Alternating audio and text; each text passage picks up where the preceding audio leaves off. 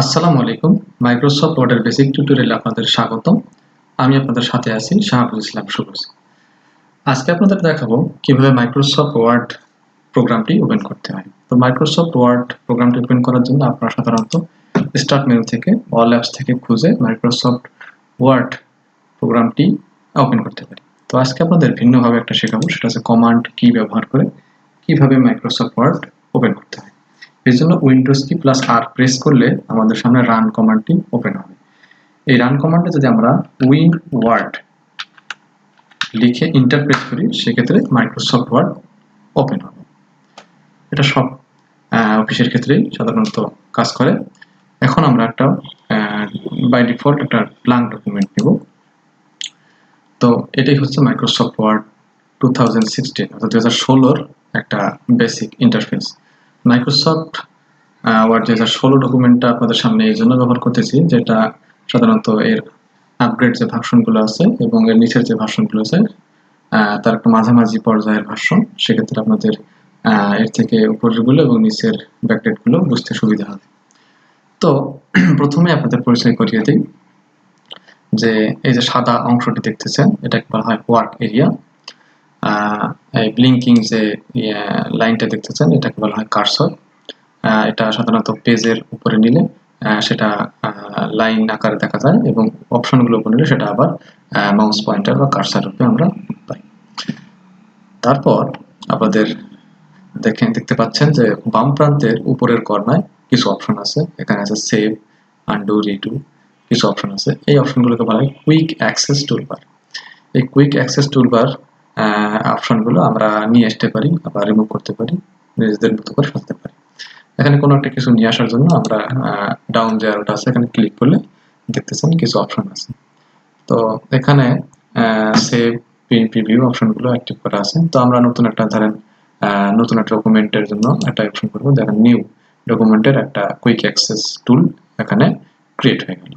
আবার কোনো কারণে এখানে যদি আমরা ক্লিক করি নতুন একটা ডকুমেন্ট, কোনো কারণে যদি আমরা এগুলোকে সরাতে চাই, সেক্ষেত্রে আবার ওই চেক মার্কটা উঠাই দিলে সেই শর্টকাট মেনুতে চলে যাবে। তারপর উপরের মিডলে ডকুমেন্ট টাইটেল অপশন আমরা পাবো। এখানে ডকুমেন্টের যে নাম, ডিফল্ট যে নাম, সেটা ডকুমেন্ট 1 আছে। নামকরণ করলে সেটা পরিবর্তন হয়, সেই ডকুমেন্টের টাইটেল অনুযায়ী সেখানে আসবে। আবার ডান প্রান্তের উপরের কর্নায় কিছু অপশন দেখতে পাচ্ছি। এখানে আছে প্রোগ্রাম ক্লোজ, রিস্টোরড অ্যান্ড ম্যাক্সিমাইজ, তারপর হচ্ছে মিনিমাইজ অপশন, তারপরে অ্যাকাউন্ট ইনফরমেশন, এই তথ্যগুলো আছে। তার নিচে যে অপশনগুলো দেখতে পাচ্ছেন এগুলোকে সাধারণত ট্যাব বলা হয় বা অনেক সময় মেনু বলা হতে পারে। ট্যাবের মধ্যে আছে যেমন home, insert, design, layout, reference, mailing, review, view, এগুলো প্রত্যেকটাকে সাধারণত ট্যাব বলা হয়। প্রত্যেকটা ট্যাবের আন্ডারে অনেকগুলো অপশন পাওয়া যায়। এই অপশনগুলোকে সহ এই পুরো প্যানেলটাকে আমরা বলতে পারি রিবন। আবার প্রত্যেকটা রিবনের বিভিন্ন সেকশন আছে। এই সেকশনগুলোকে সাধারণত গ্রুপ বলা হয়, যেমন clipboard group, font group, paragraph group, style group ইত্যাদি সেকশন আকারে ভাগ করার অপশনটাকে আমরা গ্রুপ করতে পারি। তো প্রথমেই আমরা আজকে শিখব যে ডকুমেন্টের সাধারণত কিছু লিখি। ধরেন আমরা লিখলাম আইটি ফিউশন। আইটি ফিউশন লেখাটি লিখলাম। তো আইটি ফিউশন লেখাটা লিখলাম। এই আইটি ফিউশন লেখাটা আমরা ফন্ট সাইজ পরিবর্তন করব, যদিও আমরা পরে শিখব। তো প্রথমে আমরা শিখব সেটা হচ্ছে আইটি ফিউশন লেখাটাকে কিভাবে কাট, কপি এবং পেস্ট করা হয়।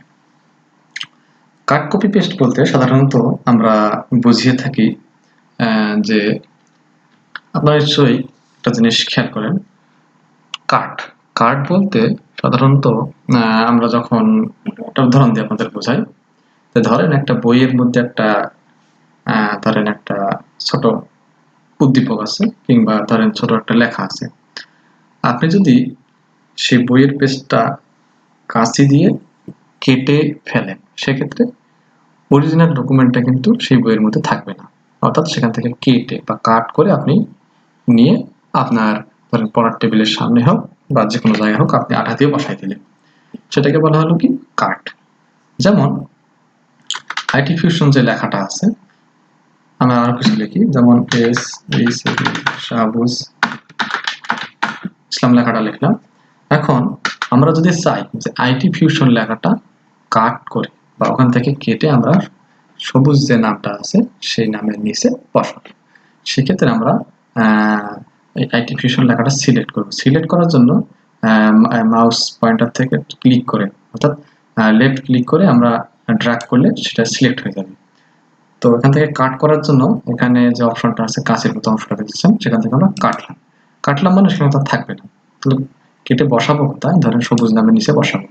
এখানে নিয়ে আসার পরে যদি আমরা পেস্ট অপশনটাতে ক্লিক করি তাহলে লেখাটা দেখেন ওখানে চলে আসলো, অর্থাৎ ওই অংশটা ওখান থেকে কেটে আমরা নিয়ে এখানে বসাই দেব। এই জিনিসটাকে বলা হয় কাট। এই জিনিসটার শর্টকাট অপশন আছে, সেটা হলো control plus x. Control plus x করলে সেই কাট হয়ে যাবে। এখন আমরা চাচ্ছি যে না, লেখাটা যেরকম ছিল ওরকম থেকে এখন আমরা লেখাটাকে কপি করব। তো যে অ্যাকশনটা নিলাম অর্থাৎ কাট করলাম, এটা যদি আমাদের ভুল হয়ে থাকে, ধরেন বাইরে পরে ভুল করলাম, সেক্ষেত্রে মাইক্রোসফট ওয়ার্ডে এই ভুলটা সংশোধনের একটা অপশন আছে যেটাকে বলা হয় আনডু। এই আনডু অপশনের জন্য আমরা কুইক অ্যাক্সেস টুল বারে থাকতে পারে, অথবা আমরা যদি কিবোর্ড থেকে কন্ট্রোল প্লাস জেড প্রেস করি সেক্ষেত্রে সেটা আনডু হবে, অর্থাৎ পূর্বের অবস্থায় আমরা সেটা ফিরে পাবো। তো এই আইটি ফিউশন লেখাটাকে আমরা এবার কপি করা শিখব। কপি বিষয়টা হচ্ছে, ধরেন আপনার বইয়ের একটা পাতা আছে, সেই পাতাটাকে আপনি কপি করতে চান, তাহলে আপনি কি কোনো একটা ফটোকপির দোকানে যাবেন এবং সেখানে যদি আমরা কপি করি সেই ক্ষেত্রে অরিজিনাল ডকুমেন্টের যে বইয়ের পেজটা সেটা থেকে যাবে, কিন্তু অনুরূপ একটা আমরা কপি পাবো আলাদাভাবে, অর্থাৎ অরিজিনাল যে লেখাটা আছে সেটা থাকবে এবং তার হুবহু একটা কপি তৈরি হবে। তো এটাকে বলা হয় কপি অপশন। তো কপি করার জন্য এই লেখাটা আমরা সিলেক্ট করি, সিলেক্ট করে এখানে দেখতে পাচ্ছেন কপি, অর্থাৎ দুইটা পেজ একই রকম দেখাচ্ছে, এই জিনিসটাকে বলে কপি। তো কপি করার জন্য আমরা এখানে যদি ক্লিক করি তাহলে কিন্তু কপি হয়ে গেছে, অর্থাৎ ওটা একটা অনুলিপি তৈরি হয়েছে। অনুলিপিটা আমি বসাবো কোথায়, ধরেন সবুজ নামের নিচে বসাবো। এখানে যদি আমরা পেস্ট করি তো দেখতে পাচ্ছেন আগের যে লেখাটা আইটি ফিউশন ওটা ঠিকই আছে, কিন্তু নতুন করে একটা আইটি ফিউশন লেখা সেখানে যোগ হয়েছে। এই জিনিসটাকে বলা হয় কপি। এটা আমরা ভিন্নভাবে করতে পারি, শর্টকাট কি ব্যবহার করে, যেমন আমি আনডু করার জন্য কন্ট্রোল প্লাস জেড যদি চাপি সেক্ষেত্রে সরি আমি ভুল করে দুইবার চাপ দেওয়ার কারণে দেখেন শাহবুজ ইসলাম লেখাটাও উঠে গেছে। সুতরাং আমরা যদি আবার তাকে ফিরে পেতে চাই, আবার অর্থাৎ একটা স্টেপ ব্যাকে আসতে চাই, সেক্ষেত্রে আমরা কন্ট্রোল প্লাস ওয়াই প্রেস করলে সেটা রিডু হবে। হ্যাঁ, তো এখন আমরা শর্টকাট কি ব্যবহার করে করব, কপি, আইটি ফিউশন লেখাটা আমি সিলেক্ট করলাম, কপি করার শর্টকাট কি হচ্ছে কন্ট্রোল প্লাস সি। কন্ট্রোল আর সি দিলে কপি হয়ে গেল। এখন আমরা পেস্ট করব। পেস্ট করার জন্য আপনাদেরকে বলছিলাম যে এখানে ক্লিক করতে পারি, অথবা আমরা যদি চাই যে শর্টকাট কি ব্যবহার করে আমরা করব, সেই জন্য কন্ট্রোল প্লাস ভি, অর্থাৎ পেস্টের শর্টকাট হচ্ছে কন্ট্রোল প্লাস ভি। দেখেন শাহবুজ ইসলাম লেখাটা পেস্ট হয়ে গেল। তো আপাতত আজকের বেসিক ক্লাসে এতটুকুই, কাট, কপি এবং ডকুমেন্টের কিছু ইনফরমেশন দিলাম। এখন এই ডকুমেন্টটা যদি আমরা সেভ করতে চাই সেক্ষেত্রে আমরা ফাইল মেনুর আন্ডারে এখানে সেভ যে অপশনটা আছে এখানে আমরা ক্লিক করব। ক্লিক করলে দেখেন যে সেভ করব কোথায়, কোন জায়গায় সেভ করব, সেই জন্য এখানে ব্রাউজ যে অপশনটা আছে আমরা এখানে ক্লিক করব। এখন ব্রাউজ অপশনে ক্লিক করার পর কম্পিউটারে কোন জায়গায় আমরা সেভ করব, সেটা কি কোনো ড্রাইভের আওতায় হবে, যদি ড্রাইভের আওতা হয় সেটা ড্রাইভের কোন ফোল্ডারে হবে, সেই ফোল্ডার যদি আমরা সিলেক্ট করি, যেমন এখানে ডি ড্রাইভের মধ্যে আমরা লেখাটা রাখবো। এখন নতুন একটা ফোল্ডার করার জন্য এখানে আমরা নিউ ফোল্ডারে দিতে পারি এবং সেখানে লিখতে পারি যে এমএস ওয়ার্ড নামে একটা ফোল্ডার তৈরি করি। তাহলে ফোল্ডারের মধ্যে যদি আমরা ইন্টারফেস করি, ঢুকে এখানে ডকুমেন্টের নাম ডিফল্ট ভাবে আইটি ফিউশন আছে, ওটা যদি আমরা ডিফল্ট ভাবে দিতে চাই যে ক্লাস 1 নাম দিলাম CLA ক্লাস 1। হ্যাঁ, ক্লাস 1 নামে যদি আমরা সেভ করি সেক্ষেত্রে ডকুমেন্টটা নিউ ড্রাইভ ডি এর আন্ডারে এমএস ওয়ার্ড ফোল্ডারের ভিতরে ক্লাস 1 নামে সেভ হবে। তো আমরা এখানে সেভ দিলাম, ডকুমেন্টটা সেভ হলো। অথবা সেভের একটা শর্টকাট কি হচ্ছে Ctrl+S দিলে সেটা ডকুমেন্টটা সেভ হবে। তো বন্ধুরা, আজকে এই পর্যন্ত। আগামী ক্লাসে আমরা আরো বেশি কিছু শিখবো। আগামীকাল শিখবো ফন্ট গ্রুপের কিছু অপারেশন। আজকে এই পর্যন্ত, ধন্যবাদ। আসসালাম।